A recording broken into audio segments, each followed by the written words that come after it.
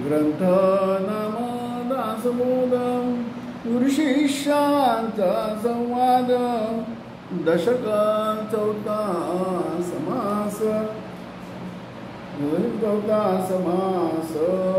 चौथा वाचण्यास प्रारंभ तुम्हाला.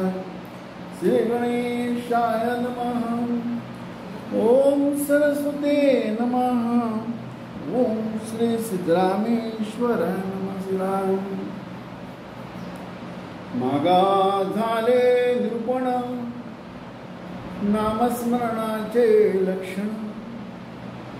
आता ऐका पादसेवन चौथी भक्ती. पादसेवन त्याची जाणावी काय वाचो मनो भावे. सद्गुरूचे पाय सेवावे सद्गती काही. राजादिना सद्गुणा सिद्धरामेश्वर. राजादिना सद्गुणा सेव सेवा. राजादिना सद्गुणा श्री शरद महाराज. राजादिना सद्गुणा श्री रणजित महाराज. राजादिना सद्गुणा श्री हरिश्चंद्र महाराज. मागा झाले निरूपण नामस्मरणांचे लक्षण. आता एका पादसेवन चौथी भक्ती. पादसेवन त्याची जाणावी काय वाचे मनोभावे. सद्गुरूचे पाय सेवावे सद्गती काय. रामदास महाराज यांनी पहिला श्रवण भक्तीमध्ये विषय काय,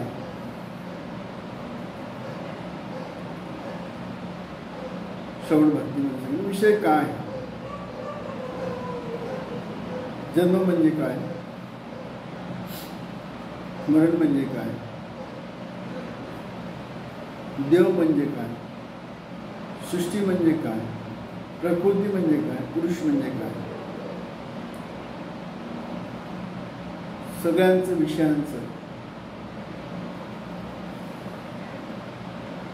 उहापोह केलेले आहे.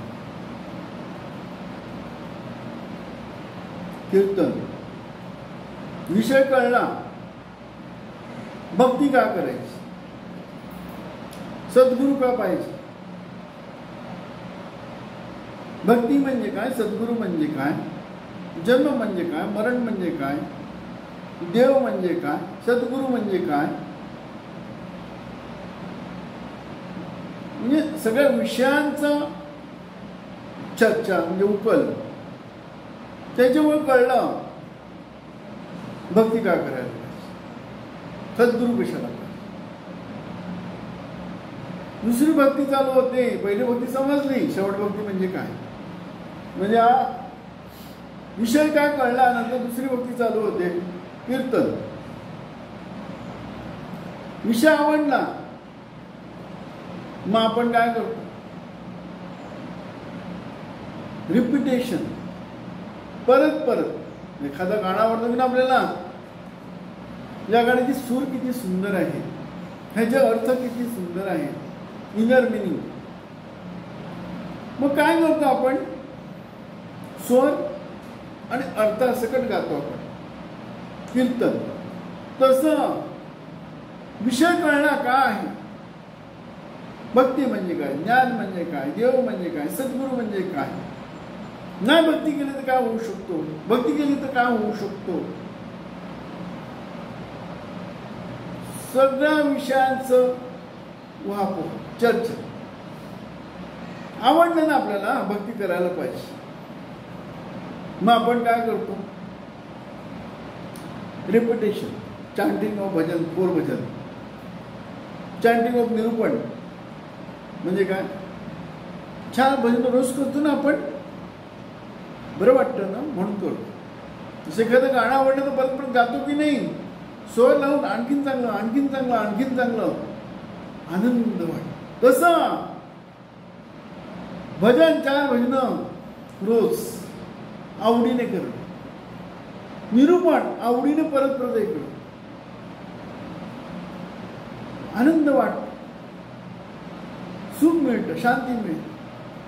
ग्रंथांचं वाचन म्हणजे तो विषय, भक्ती म्हणजे विषय काय, सद्गुरू म्हणजे विषय काय, जन्म म्हणजे विषय काय, मृत्यू म्हणजे विषय काय, मेल्यानंतर काय, अधिभौतिक, आध्यात्मिक आणि अधिदैविकता, सगळ्यांचं काय म्हणतात ना, रिपिटेशनचं चवर्ण काय खाते की नाही, भूक लागलं खायला सुरुवात करते की नाही, गाय म्हैशी खातात की नाही, खाऊन पोट भरलं मग रवंत करतात, चघळतात, म्हणजे त्याच्यात लाळ मिसळतात, त्याला आनंद वाटतो म्हणून लाळ मिसळतात ना, रवंत करतात की नाही.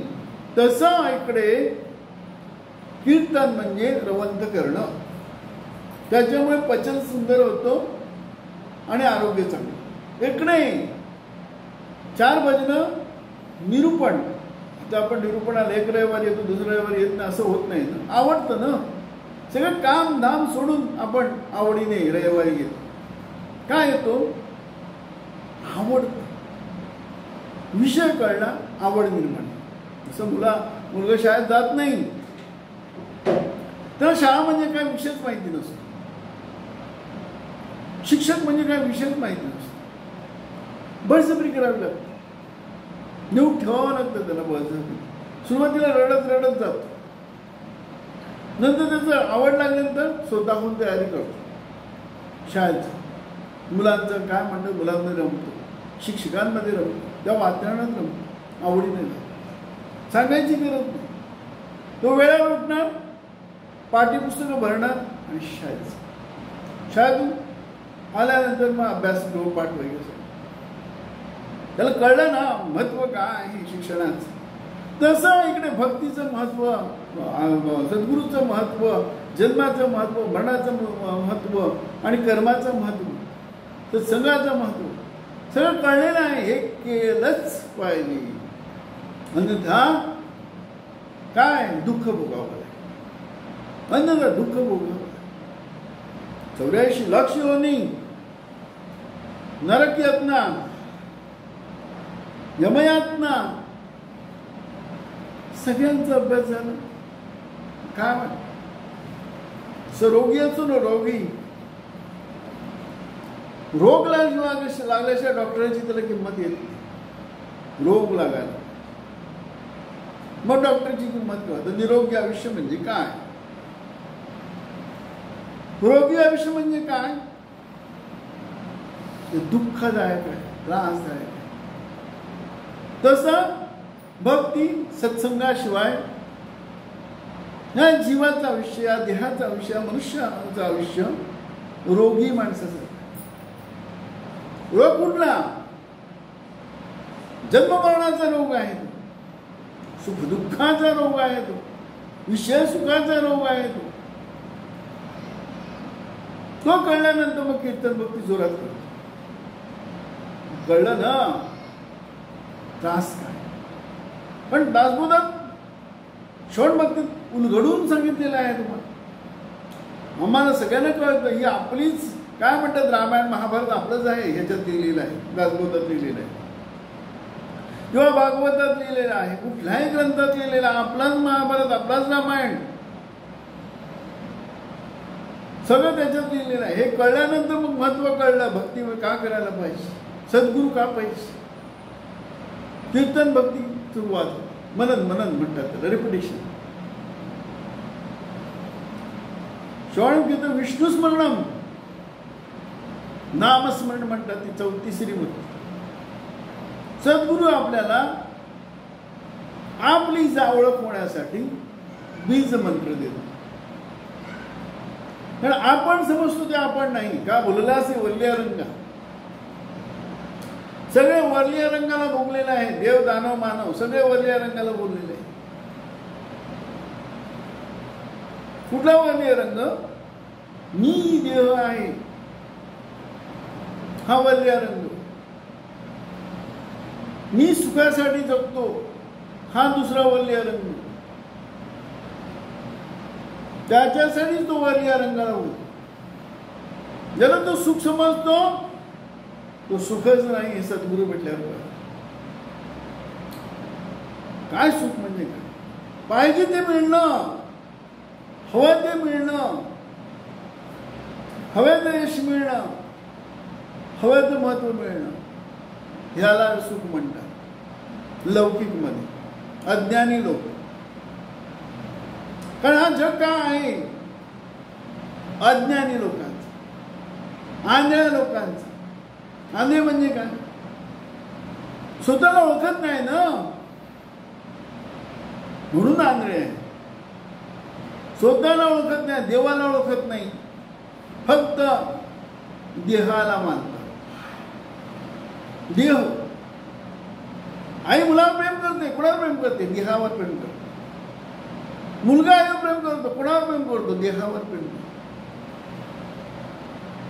भाऊ बहिणीवर प्रेम करतो, कुणावर प्रेम करतो? देहावर प्रेम करतो.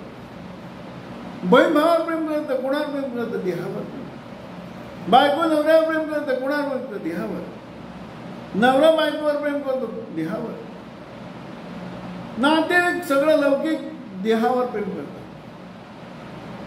तो देह म्हणजे काय? जन्मनापूर्वी तो देह कुठे होतो माहित नाही. जन्मनापूर्वी हा देह कुठे होता? आईच्या गर्भधारणेपासून हा देह कुठे होता? त्याच्या अगोदर हा देह कुठे होता? कोणीच सांगू शकत नाही. उत्तरच नाही ते. मेल्यानंतर हा देह कुठे जातो माहित नाही. काय म्हणतात? मेला म्हणजे गेला. गर्भात आला म्हणजे आला, कुठून आला माहित नाही. सगळ्या विषयांचं ज्ञान दासबोधामध्ये, भागवतमध्ये, सदाचारमध्ये, 4 वेद, 6 शास्त्र, 18 पुराण हेच सांगितलं. नरदेहाचं महत्व काय? भक्ती का केली पाहिजे? सद्गुरू का पाहिजे? म्हणून दुसरी कीर्तन, नंतर विष्णू स्मरण म्हणजे नामस्मरण. पहिली संपली की दुसरी चालू. पहिली श्रवण म्हणजे महत्व विषयाचा. विषय काय? रिपिटेशन, तोच कीर्तन. नंतर पुढे विष्णू स्मरण किंवा नामस्मरण म्हणजे काय? सगळ्यांमध्ये एकच आहे. देवदानव मानव मध्ये एकच आहे. अहम आहे. अहमला नाहम केला जातो नामस्मरणाला. इगो म्हणतात, अहम म्हणतात. तो नामाने ना अहम नष्ट केला जातो नामाने. कारण जो हा मन बहिर्मुख आहे तो नामाने अंतर्मुख होतो. हा जो मन आहे बहिर्मुख आहे, विकारामध्ये आहे, त्रिगुणामध्ये आहे, रजतम सत्वगुणामध्ये आहे, तो मन नामाने अंतर्मुख होतो. अंतर्मुख झाल्यानंतर त्याला कळतं पहिली भक्ती म्हणजे काय, दुसरी भक्ती म्हणजे काय, श्रवण म्हणजे काय, कीर्तन म्हणजे काय, नामस्मरण म्हणजे काय. सगळं कळल्यानंतर चौथी भक्ती चालू होते. ते कुठली? पाचसे. पाचसे म्हणजे काय? गुरु, देव म्हणजे काय, दानव म्हणजे काय, मानव म्हणजे काय, जन्म म्हणजे काय, मृत्यू म्हणजे काय, जन्म झाल्यानंतर काय करायला पाहिजे. नंतर मग महत्व कळतं सत्संगाचं. सत्संग म्हणजे काय? भक्तीला सत्संग म्हणत नाही. भक्ती ठीक आहे, भक्ती पाहिजे, भक्तीशिवाय सत्संग होत नाही. पुढे जा म्हणून सांगितलं जन्मजन्मी आम्ही भोग पुण्य केले मग या विठ्ठल एक कृपा आहे. अनेक जन्मांचं पुण्य साठतो तेव्हा विठ्ठल म्हणजे काय? विष्णू. त्याची कृपा होते. त्याची कृपा होणे म्हणजे सद्गुरू भेटणं, सद्गुरूचं महत्व कळणं. कारण हे विठ्ठल आहे, तो आपल्याला तीनच मुक्ती देऊ शकतो. ती पण कल्पना कुठली, मी पुण्य केलं म्हणजे तिकडे मी आहे. मीच्या पलीकडे जाता येत नाही भक्ती योग मध्ये. पण भक्ती योग शिवाय ज्ञान योग होत नाही. पहिली झाल्याशिवाय दुसरी जाता येत नाही. तसं इकडे भक्ती योग फार महत्वाचा आहे. भक्तीमुळेच कळतो की नाही सगळा विषय काय आहे. त्याला आपण श्रवण भक्ती, श्रवणाने कळतं ही भक्ती म्हणजे. भक्ती कळल्यानंतर मग कीर्तन चालू होतं. कीर्तन नंतर विष्णू स्मरण, इकडे काय नामस्मरण. पण विष्णू कळला, विष्णू आहे ते काय कळलं तर आपल्याला कळतं की तिन्ही मुक्ती काही कामाच्या नाही. कारण सदर तिन्ही मुक्ती ह्या पुण्याच्या आधारावर आहे, कर्तेपणाच्या आधारावर मी आहे तिकडे. मी मुळे मन आहे, मी आहे म्हणून मन आहे. मन आहे म्हणून मने मनुष्या कारण बद्धता मुक्तता. कारण मनुष्य माणसाचं मन विकारात गेल्यामुळे, गुणात गेल्यामुळे सुख दुःख मुक्त. हा मी घातक आहे, त्रासदायक आहे, तो बी आहे. जन्माचे ते मुळ पाहिले शून्य दुःखास हे करून जन्म. अहंकारामुळे माणसाचा जन्म होतो, मनामुळे माणसाचा जन्म होतो. अहंकार आहे म्हणून मन आहे ना. अहंकार आहे म्हणून मन आहे. हा अहंकार जेव्हा हा मन नामस्मरणाने अंतर्मुख होतो तेव्हा मी राहत ना हो. देव उघडा पडतो आपल्यातून. आपल्यात आहे, तो आहे जवळ अंतरी, भेटी नाही जन्मांतर. अनेक जन्म घेतो आपण पण देव भेटत नाही. का? बहिर्मुख झालेला. माझ्या म्हणून मी आधल्या पोटी याच्या संगे भोगिला दुःख पोटी. सोडून सोहिता धावलो दिशा जाई, शवत झालो मागुता कौतुक पाही. परिख जनहीने देती कोडी परिही आशा पाहू. जवळ जुळता शरीर चांगलं आहे तोपर्यंत सगळं चांगलं आहे. माझा मुलगा, माझी मुलगी, माझे बायको, माझी नातेवाईक, मला माझं लौकिक प्रतिष्ठा सगळं ठीक आहे, देह चांगला आहे.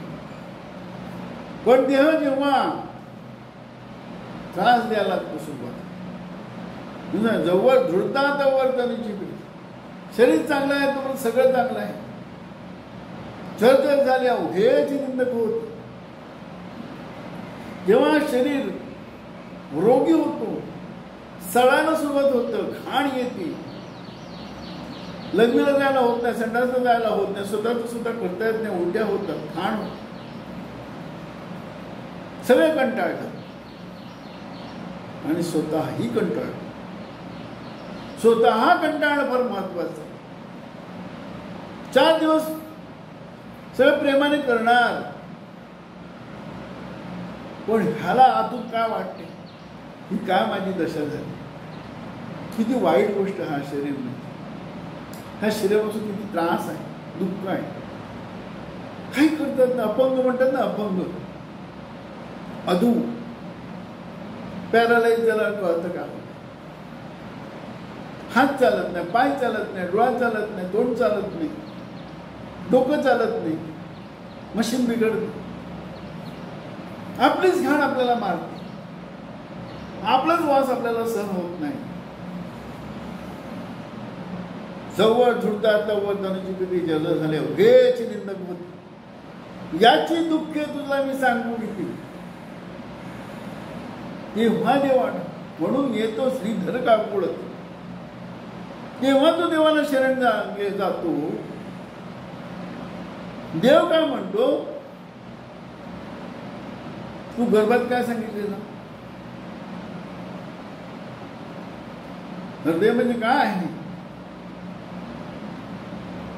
जेव्हा गर्भात असताना नरक यातना भोगल्यास ना तू, तेव्हा कायच बोलला होतास? मी आल्यावर गर्भातून बाहेर कर, मला मुक्त कर. गर्भाचं दुःख नाही, घाणीत राहतो, घाणीत खातो, घाणीत राहतो, घाणीत सगळं कर. नरक यातना म्हटलेलं आहे. तेव्हा त्याला देव आठवतो, गर्मी म्हणे सोहम, बाहेर येता म्हणे तू. जन्मापासून नरक गर्भाचा अनुभव कोणी घेतलेला नाहीये, पण जन्मापासून मरेपर्यंत हा अनुभव आपण घेतो. जेव्हा जेव्हा प्रसंग येतो तेव्हा देवाला हात जोडतो. मी मरणार म्हटल्यानंतर देवाला हात जोडतो. मी काहीच करू शकत नाही म्हटल्यानंतर देवाला हात जोडतो. गंडांतर म्हणतात, गंडांतर. त्याच्यासाठीच गंडांतर असतात. जन्मापासून मरेपर्यंत देवाला आठवाय. तेवढा पण ते आठवतो परत जैसे थे. काय म्हणतात ना, मन म्हणजे कुत्र्याची शेपटासारखं आहे. तो वाकडच असतो. मन तेवढ्या पुरती सो प्रसंग जाईपर्यंत देवाकडे हात जोडणार, भक्ती करणार, सगळं करणार. मने भावे अंतःकरणाने देहभाव अर्पण करणार, परत देश येते. म्हणून सांगितलं सुखे करी पंचायत, त्याच्यासाठी हे म्हटलेलं आहे. सुख आला का देव जातो, दुःख आला का देव आठव. म्हणून कुंतीने काय सांगितलं, महायुद्ध झालं, सगळं झालं, सगळ्यांनी आपापल्या परीने कृष्णाकडे मागून घेतलं. आणि कुंतीला विचारलं कृष्णाने, बुवा म्हणजे आत्या, त्याची आत्या लागत होती ना, पुढे तुला काय पाहिजे? म्हणे मी मागशील तू देणार नाही. म्हणजे मागून तर बघ, मला काय शक्य आहे? मी तर परमात्मा आहे, स्वरूप आहे, ब्रह्म आहे, मला काय शक्य आहे? नाही म्हणे तू देणार नाही, तर मागून तर बघ, मला वेळोवेळी दुःख दे. म्हणजे एवढे आतापर्यंत दुःखच भोगलं ना, तुझं पोट भरलं नाही का? नाही म्हणे, दुःख आहे म्हणून तू माझ्या जवळ आहे, दुःख आहे म्हणून तू माझ्या जवळ आहे. सुख आला का तू माझ्यापासून दूर झाला, म्हणून वेळोवेळी मला दुःख दे. दुःखात सुखे सुनार आठवे, दुःखे देव आठ. म्हणून जेवढे देवाचे भक्त आहेत, सद्गुरूचे भक्त आहेत, सुखी दिसणार. सत्याच्या पाठीमागे क्लेश तो हेच क्लेश. कारण सुख मिळालं ना की देवापासून तुझं. सुखे करी पंचायत, सुखे करी पंचायत. सुख आला की देव आपल्यापासून विषय सुखाजवळ करून मी तव अन्यायी अपराधी कर्महीन मतिमंद बुद्धी तुझ्या आठवले नाही वाचे कृपाने दिवाव. माय बापा नाही ऐकले गायले गीत धरीला सांडिले हित नावडे पुरण बैसेच न केली भूतपर्यंत केला नाही करविला नाही परोपकार नाही दयाली पीडिता पर करून येतो केला व्यापार उतरी भार. आपण जन्मापासून मरेपर्यंत करू नये तो केला व्यापार करू. जन्म कशासाठी आहे हे सत्संगात आपल्याला परत समजवलं जातं. धर्म म्हणजे आपण समजतो तो धर्म नाही, ते मानवाने तयार केले, आपण भ्रंशाने तयार केले तर धर्म आहे. जे ते धर्माच्या मुळाशी गेलं तर तो कोण आहे? हिंदू धर्मात कोण आहे? कृष्ण आहे. कृष्णाने सांगितलं का जातपात धर्म काय? त्याने अर्जुनाला काय दिलं? आत्मज्ञान दिलं. त्याची ओळख दिली, तू कोण आहे? तू देह नाही, तू देह नाहीयेस, तू स्वरूप आहे, आत्मा आहे. ते सांगितलेलं आहे. तो त्याने कुठे जातपात सांगितलेलं आहे? ते त्याचे काय म्हणतात, शिष्याला काय कळलेलं नाही म्हणून त्याने काय अपभ्रंश करून जाती पाडून टाकल्या. धर्म तयार झाला हिंदू. मुसलमानचं पण तसंच आहे, ख्रिश्चनचं पण तसंच आहे. शिखांचं पण तसंच आहे, सगळ्यांचं तसंच आहे. ते संतांनी असं सांगितलेलं काय, जातीपाती धर्म वगैरे. धर्म म्हणजे धम्म. धम्म म्हणजे काय, विपश्यनामध्ये सांगितलं धम्म म्हणजे काय, स्वतःला ओळखणं, हा धम्म आहे. कारण गर्भात आपण वचन देतो देवाला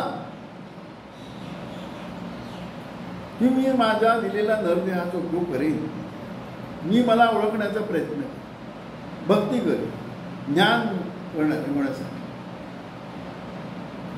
विष्णू स्मरण म्हणजे नाहम, मी नाही देव आहे, ही ओळख. विष्णू स्मरण, नाम नाहम, मी म्हणजे वरल्या रंग, मी नाही देव आहे. त्याच्यानंतर मग मी देव कसा आहे, मी देव कसा आहे, माझी ओळख ती होण्यासाठी चौथी भक्ती चालू होते. 5 सेवन. 5 सेवन म्हणजे काय, गुरु सांगेल, गुरु म्हणजे सद्गुरू सांगेल त्याप्रमाणे. जसं एखादी गोष्ट आपल्याला पाहिजे की नाही, आपण शाळेत जातो की नाही, शाळेत गेल्यानंतर आपण गुरुजीची शिकवेल ते आपण ऐकतो, त्याप्रमाणे करतो. एखादा विद्यार्थी वेडा असतो, तो सांगतो तुला काय येत नाही, मला सगळं येतं. काय म्हणतो गुरुजी, सांगतो बरोबर आहे, तुझा घरी आहे, तर तुला सगळं येतं ना, तू शाळेत कशाला आलास, तुला शाळेत शिकायला येतात, शिक्षकाला शिकवायला येत नाही. तसं सद्गुरूला तू शिकवायला जातो, तो नापास होतो, जा घरी, तुझं काय काम नाही, तू दुसऱ्यांना शिकवता तिकडे. इकडे सद्गुरू आपल्याला आत्मविद्या शिकवतो. आत्मविद्या म्हणजे काय, तू कोण आहेस ते जाणणं, ती आत्मविद्या. ती सद्गुरू सांगेल त्याप्रमाणेच आपण केलं तरच ती मिळते आपल्याला. गुरुवचन, गुरुवचने ठेविता भाव आपे आप भेट देव, म्हणून गुरु बजावे रूप ध्यानास यावे. देव गुरुपाशी, देव कुठे आहे, सद्गुरुपाशी. सद्गुरुपाशी देव आहे. तर सद्गुरू काय म्हणतो, मी तर देव आहेच, प्रश्न नाहीये, देवादी देव मी आहे. कारण काय आहे, ज्यांना आपण देव म्हणतो ते देव सत्य नाही हे सद्गुरू भेटल्यावर कळतं. कारण आपण काय करतो, कल्पनेच देव म्हणजे काय, 33 कोटी देवांना आपण देव म्हणतो, देतो ना तो. मनासारखं होतं की नाही, मनासारखं होणं इकडे बाधक आहे. मनासारखं होणं इकडे बाधक आहे. कारण मनासारखं झालं तर महाजीव विषयात अडकतो, त्रिगुणात अडकतो. इकडे मनाविरुद्ध झाला तर अंतर्मुख होतो. मग तेव्हा आपल्याला सद्गुरूचं महत्त्व कळतं. कारण प्रपंच आणि प्रमाणाचा 36चा आकडा आहे, त्याच्यासाठी सांगितलं. मनासारखं झालं तर प्रपंचात जातो, म्हणजे विषय सुखात जातो. मनाविरुद्ध झालं तर आत्मसुखाचा आपल्याला शोधला. म्हणून सद्गुरू वचन, सद्गुरू सांगेल त्याप्रमाणे. विद्या शिकायची असेल तर आपल्याला काय म्हणतात ना, काय म्हणतात, शरण जावं लागतं की नाही शिक्षकाला. कुठली विद्या असो, कुठली विद्या असो, मेकॅनिकल पासून, इंजिनियर पासून, आर्किटेक्चर पासून, अगदी वकिलापासून, सद्गुरू सांगेल त्या विषयातला तज्ञ सांगेल त्या ऐकतो की नाही आपण. तसं इकडे तज्ञ कोण आहे, सद्गुरू. तो सांगेल त्याच्याप्रमाणे वागायला पाहिजे. वागलं तरच आणि तरच आपल्याला मी कोण, जे आपण समजतो ते आपण नाही हे कळायला पादसेवन भक्ती, चौथी भक्ती म्हणून सांगितलं. मागा झाले निरूपण नामस्मरणाचे लक्षण, हा काय का पादसेवन चौथी भक्ती. पादसेवन त्याची, पादसेवन त्याची जाणावी, काय वाचे मनोभावे सद्गुरूचे पाय सेवावे सद्गती कारणे. म्हणजे काय सांगितलं, सद्गुरू सांगेल त्याप्रमाणे वागणं. काया वाचा मनोभावे म्हटलेलं आहे. काया म्हणजे देह, वाचा म्हणजे वाचेने, मनोभावे म्हणजे मनाने. काया वाचे मनोभावे सद्गुरूचे पाय सेवावे. तर सद्गुरूचे पाय सेवा म्हणजे देवाला आपल्या सद्गुरूला नमस्कार करणं नाही, सद्गुरूचे पाय धरणं नाही, सद्गुरू सांगेल त्याप्रमाणे वागणं. ते केलं तर काय होणार, सद्गती कारण. सद्गती मिळते आपल्याला. सद्गती म्हणजे काय, ज्ञान मार्गाला आपण काय करतो, प्रवेश. एक कळतं विषय काय आहे आणि ते सेवन म्हणजे पहिले काय म्हणतात ना, पहिली दुसरी तिसरी ही चौथीत गेलो. 5 सेवन पुढे आपल्याला ओढ लागली तर मग अर्चन भक्ती सुरुवात होते, ते 9 विद्या भक्ती. पण 5 सेवन भक्ती का करायची, तर आपल्याला सद्गती मिळायला पाहिजे. सद्गती म्हणजे काय, पाप पुण्य समता घडे तर नरदेह जोडे.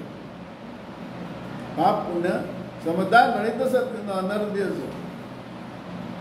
इकडे आपल्याला काय झालं, पाप पुण्य समान झालेलं आहे, म्हणूनच आपल्याला नरदेह मिळालेला आहे आणि म्हणून आपल्याला ऊर्ध्वगती प्राप्त झालेली आहे. म्हणून आपण काय केलेलं आहे, श्रवण कीर्तन 5 सेवन, चौथी 5 श्रवण कीर्तन विष्णू नामस्मरण आणि चौथी 5 सेवन. 5 सेवन म्हणजे सद्गुरूचं भजन सुरुवात झाले. म्हणजे आपण कोण आणि आपण हे सत्संग का करायचं.